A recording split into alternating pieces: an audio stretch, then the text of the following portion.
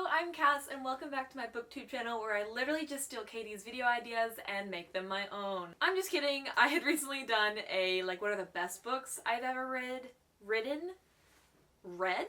perhaps is what I was going to say. The best books I've ever read would be a good English thing to say. But now it's time for the worst books I've ever read, according to Goodreads. Not according to me, but I'm peeking over my phone and a lot of these books that are the worst books I've read, I've given 1 star. So let me just jump right into this. Thank you, Katie, for providing me with another video idea because this looked fun and I'm ready for it to be fun. So let me grab my phone here. We're sorting by the average star rating.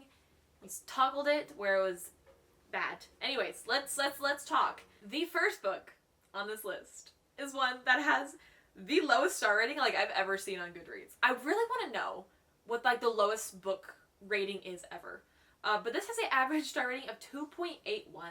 I give it 2 stars? Why the fuck did I give this a 2 stars?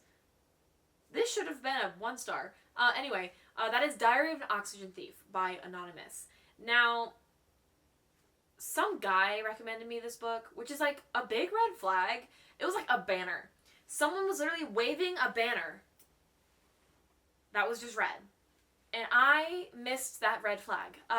Because the guy that recommended me this book, yeah, we did not in fact date because of his actions. Let's just put it at that. So, big red flag.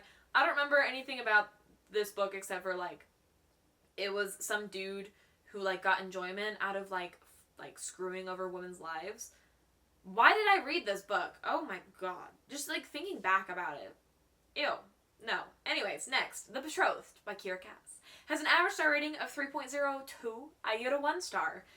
I literally am not convinced Kira Cass wrote that book because the selection series is just top notch. I don't know if Kira Cass tried something new with her writing or just lost the ability to write. I feel like a horrible person harping on her writing abilities, but this book was just awful. I don't give many books 1 stars, but this book just was a pain to get through. And I unhauled it recently. It was high time to get that off my shelf. I don't remember a single thing from that book other than the fact that I hated it. It made no sense. And it was just stupid. Anyways, next is Nerve by Jan Ryan. It has an average star rating of 3.32. And this was a book that I read because I really love the movie Nerve. It's a fun little film. It's a guilty pleasure, little stick it on the background type film to rewatch. And I wanted to see the source material as I do with a lot of movies that I'm obsessed with. I love reading the source material.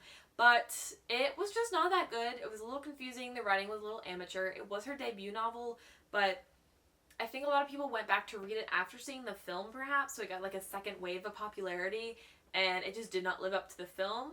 And I give it 3 stars. I think I mentioned that. It was cool. And I say this about a lot of books that I read because of movies or TV shows. It was really cool to see what the story was based off of, but it was a disappointment. Next I have Beowulf, which I did not rate because I had to read it for my English lit class, and I don't know why I did not rate this. But it has an average star rating of 3.47. I don't really remember anything from Beowulf, I'll be honest, other than the fact that I was forced to read it. So we will just move right along past that because I have nothing else to say. Next is The Kissing Booth, which I gave 1 star, and I kind of forgot that I gave this book 1 star. I unhauled that, right? But it has an average star rating of 3.5. It was just bad.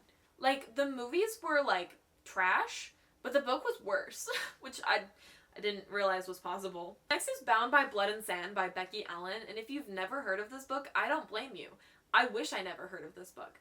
And I literally don't remember a single thing that happens in this book, but my friend at the time we'd done a 24-hour readathon, and my friends chose books for each other, and this is one that she chose, and it was really bad, and it put me off the entire readathon. I give it 2 stars. I don't remember it. I really don't remember anything about it. Oh my gosh. Can you pull an eye muscle from rolling it so hard? Because Den of Vipers is on here. What a shock. I rated it 1 star. Surprise, surprise. It's an average star rating of 3.57. If you're gonna write smut, write good smut. Don't write Den of Vipers. K.I. Knight needs to just No. Anyways, next is Bunny by Mona Owada, which I'm not surprised has an average 3.57 rating. I think people either love Bunny a lot and will give it a high rating, or hate Bunny and will give it a low rating. I rated it 2 stars. I was just confused. It has an open ending. It's not my favorite. I wish I didn't read it, but I did read it, and now these are my thoughts on it. I'm not a fan. I'm not a fan. Then I have The Life and Medieval Times of Kit Sweetly by Jamie Paxton. It has an average star rating of 3.59, and I give it a 3 star. This is one that I saw at the library, and it said Medieval Times, and I was like, I like Medieval Times. I want to read this book. It was just like a fun, cutesy... Was there romance? I don't remember if there was romance, but it was about like a girl working at medieval times, and she wasn't allowed to be a knight because she was a girl. And it's kind of her fighting her company's policy and struggling with like going to college, I think, and moving away from her family and other fun topics. I think I expected more from this book when I should have expected less. It was an average book. It was an average book. I gave it 3 stars, like I said, very average. Not super memorable, but it was like fun while I was in the universe, but disappointing overall. I guess people expected more as well, considering the average star rating is so low, but there also is not that many ratings, which also is a factor to kind of keep in mind. There's only 2,700 ratings, compared to a lot of these are in like the thousands. The last one is Be More Chill by Ned Vizzini? I gave it 3 stars. It has an average star rating of 3.59. Now, Be More Chill is a book that got a musical adaptation, and this was the first musical that got me into liking musicals. Back when I was like a sophomore in high school, there was this girl in my tech class, actually my Premiere Pro editing class, my videography course. I'm trying to think of what it was called.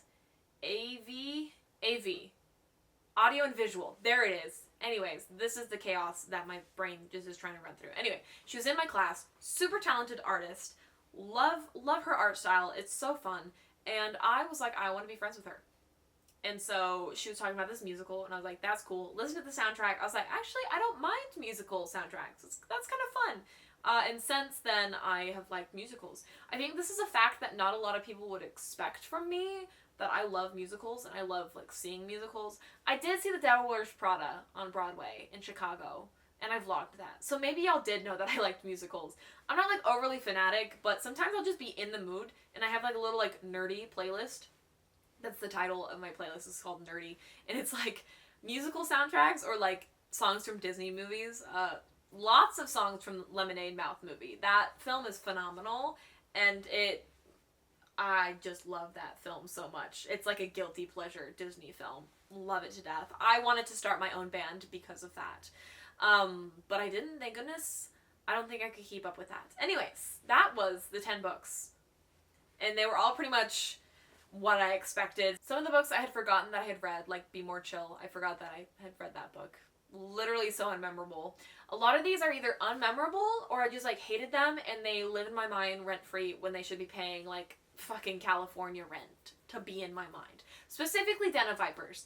Luckily that book no longer sits on my shelf haunting me. I don't know why I kept it so long after I read it. I think that I should have used it as kindling instead.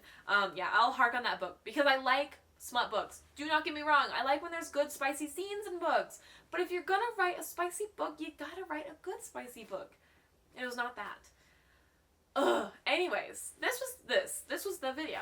That's all I've got for you. Words were said, shade was thrown, chaos has been brought.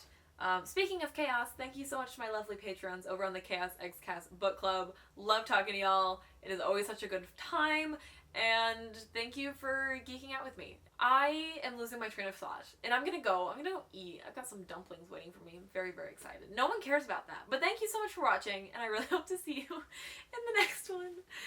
Doodles!